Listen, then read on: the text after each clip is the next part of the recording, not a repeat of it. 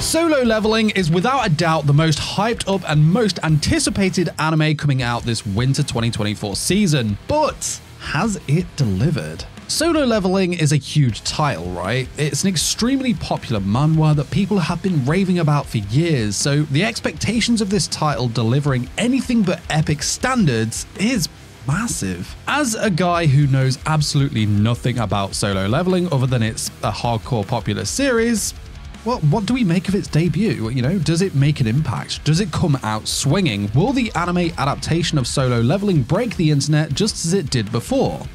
I don't know. I won't lie to you, I was expecting a lot from Solo Leveling's first episode. I had heard all the hype on social media, like, you honestly can't ignore all the fans sucking off this series, which I'm all for, by the way. If a series is off the walls crazy, then good, sing its praises. It gets me damn excited for when I finally get to check it out. And that time is now. So I sat down all high and mighty with my tub of snacks, kind of looking at the anime with those deadpan eyes if I was, you know, some sort of expert in the field of anime. And I was like, go on then, Solo Leveling. Impress me. Show me what you've got and show me why you've earned the praise of so many a man. And the result was mixed, let's say, and I didn't really have a solid answer to my question off of the first episode. Episode 2 got me a little closer to that answer of will Solo Leveling break the internet with its anime adaptation, but we'll talk the answer to that a little later on. For now, we'll look at what I thought was quite a mixed bag, really. And I'll just come out and say it, but the first episode was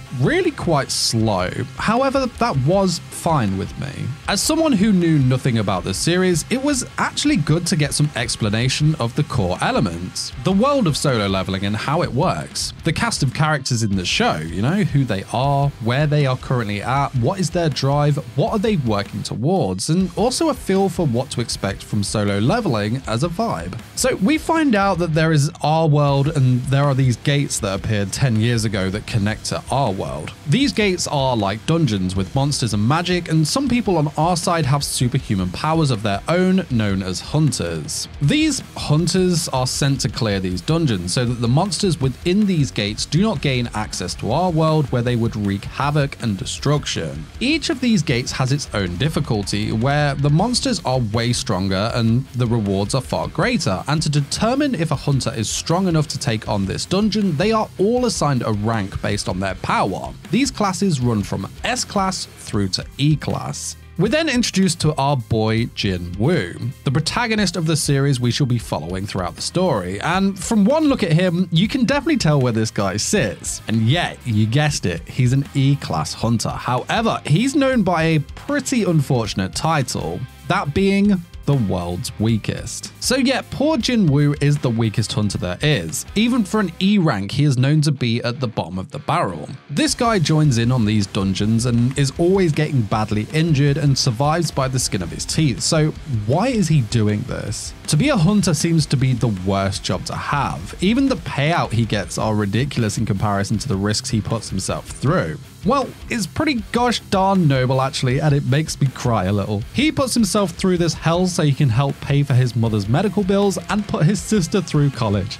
My guy, what a hero. Now, I honestly think getting another job would be a better solution for him, but hey, there's a story going on here, so I understand that. Now, the world and the premise seems cool. We have a protagonist who seems like a great guy, and from the hype of this show, we know he's going to go on to do far greater things, let's face it. From episode 1, we get a taste of some of the other characters, you know, the cute healer girl where romance seems to be maybe on the cards, some of the hunters, some of them are legends, and those who have just started families in need of some extra cash in doing these dungeons. So I won't lie, this guy was definitely a red flag for me when we found out that little bit of information about him. And we even got a glimpse of what looks to be a S-rank hunter in the smoking hot blonde. The episode even gave us tiny subtle fan service shots of her.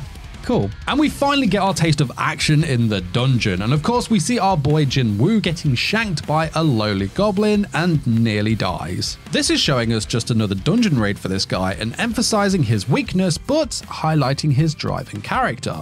Again, cool. So it all seems pretty kind of standard. I was enjoying it, but I wasn't blown away. And then we get that mystery door. This thing appears out of nowhere and has never been explored before. So what is it? Is it an extension of this dungeon? Is it a D rank or maybe a B? What if it was A ranked or, God forbid, S rank? Well, they went in there and we saw these statues, and I was like that pointing DiCaprio meme as I recognized these statues from stuff I had seen online. So I knew it was going to be bad in here. And not just from that, the atmosphere and the soundtrack were awesome. We got a very small teaser of what's to come in this part of the episode, and I will admit that was extremely hype. Now, we're going to get on to episode 2, but my first impression of Solo Leveling was really mixed from that first episode. I enjoyed it, don't get me wrong, but from the hype around this title, I was expecting way more. It did give me something to talk about at the end, of course, but it took 19 minutes to give me that feeling of damn. And again, it was only around for a short period of time before the episode ended. Like, awesome cliffhanger, I totally appreciate that, and it was more than satisfactory, but until that, the episode was just okay. Like, I was still conflicted on my original question, is Solo Leveling going to break the internet each week? After that first episode, I found it was kind of 50-50. From what I saw online, some were saying it was absolutely amazing, some said to wait for it because they're just cooking, and others were of course saying it was mid and like a weak adaptation, and they were pretty disappointed by it. Me, I was somewhere in the middle, but that was solely because I was expecting this thing to blow me away from the very beginning due to the hype around this series. Sure, it left me gobsmacked at the end, and I knew I was very excited for the next episode, but overall for an episode 1, I wasn't blown away. I'm just intrigued for more, and I guess that's fine. But then we move on to episode 2, and again, I saw comments on social media before I watched this where people were hyping this episode, saying it was like Attack on Titan standards, and that got me excited, but I thought I'd go into it with just the intrigue episode 1 left me with, and I wouldn't have such huge expectations like I did for episode 1. And how did that turn out? Well, yeah, like that episode really had me like Joseph Joestar in Stardust Crusaders for like the whole 20 minutes. It had absolutely everything that I wanted, you know, epicness, tension, huge moments, and again, a solid cliffhanger. I'll go as far as saying I shat myself throughout most of this episode because it was so damn good. Honestly, more of this, please. Now, where did this leave me with my initial question? And my thoughts after this was that I really thought they should have dropped both of these episodes together as one 40-minute episode and really come out with a bang. I honestly think the internet would have been blown up if it was done like this. Because let's face it, episode 1s are so important these days, especially for anime like this one that have a lot of hype around it, and it's not uncommon to have longer first episodes these days. In fact, it was pretty much a trend last year. Like, do you remember the impact Oshinoko had with its first episode? Yeah, that was like an hour and a half, but it dropped its big impact all at once, and it got the internet in like a state of frenzy. If you remember, Ai Hoshino was literally everywhere, and I think that blew Oshinoko into what it has become. So yeah, the first episode of Solo Leveling was good, but if they had combined the first 2 episodes into one, then I think it would chaos, absolute chaos online. Yeah, you can argue episode 1 had the cliffhanger moment, but so does episode 2. Personally, I would have been left blown away and my expectations well satisfied if they had combined these 2 episodes into one. But as for this thing blowing up the internet, if it stays like this, then I can see it doing so 100%, especially as I know there is still so much to come from Jinwoo going forward. The only hiccup for me, I think, was its start, but that was probably down to my expectations. Have you seen Solo Leveling, and what are your thoughts on it? Do you think it will blow up the internet each week? Let me know in the comment section below. And while you wait for the next video to drop, why not check out this video where I talk about all the other anime airing this winter season that you cannot afford to miss. But guys, that's it from me. I'll see you soon for some more. Till then, you take care. Peace.